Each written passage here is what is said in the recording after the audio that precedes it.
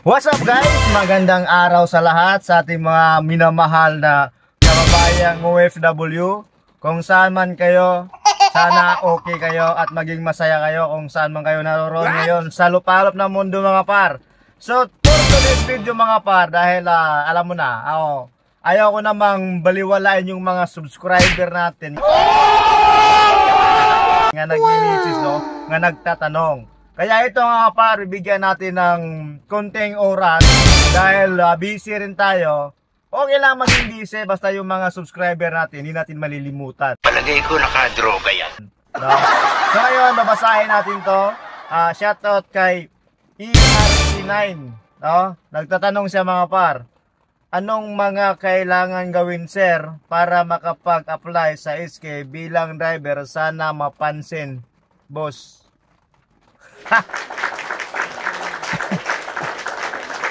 So sa katanungan mo, maraming salamat kasi nagtatanong ka at hindi ka nahiya. Ganyan talaga. Pag may pangarap ka sa buhay, dapat hindi ka mahiya magtanong, no? Kahit sino, kahit di mo kakilala, tama yung ginagawa mo, Brad. So ang sagot ko niyan, no, dahil sa tanong mo, sir, number 1, kung naka sa Hong Kong, mas madali lang. Ang problema, kung wala ka sa Hong Kong, bigyan kita ng mga few tips, mga kunting idea, para may maliwanagan yung katanungan mo. For example, umpisa natin nasa Pilipinas ka ngayon o nasa ibang bansa, no? Kailangan mo munang pumunta ng Hong Kong para mag-apply, no?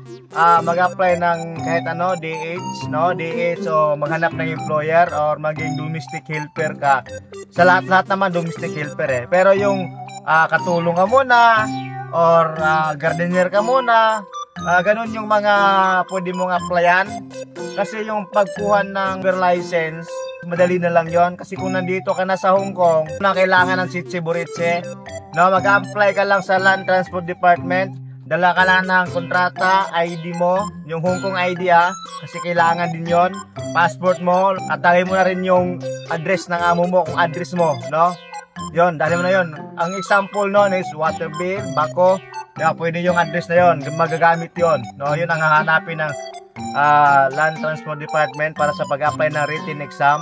Pagkatapos nun, pag nakapasa ka na doon sa mga written exam at pwede ka nang mag-road test at nakapasa ka na doon, pwede ka na mag-P, pwede ka na mag-apply, lalaki na yung sahod mo konti dahil P ka pa lang, bago ka pa lang, kung sa bagad nangangapak ka pa lang sa mga kalsada, no? At yun po mga boss, yun lang ang advice ko. Pero kung for example, kasi I heard, no, narinig ko nga sabihin na pwede na daw kahit wala ka pang amo.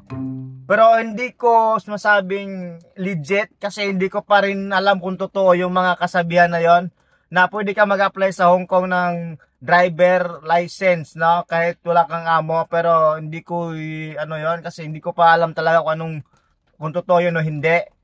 Pero sige, subukan natin magtatanong-tanong next time sa mga kilala natin kung pwede ba o hindi para ma-update ko rin kayo, no? Maraming salamat sa comment mo. Sana okay ka at masaya ka sa buong pamilya mo at sa buong mundo. Magpakasaya ka hanggat gusto mo. Maraming salamat boss. Hanggang sa muli. Peace.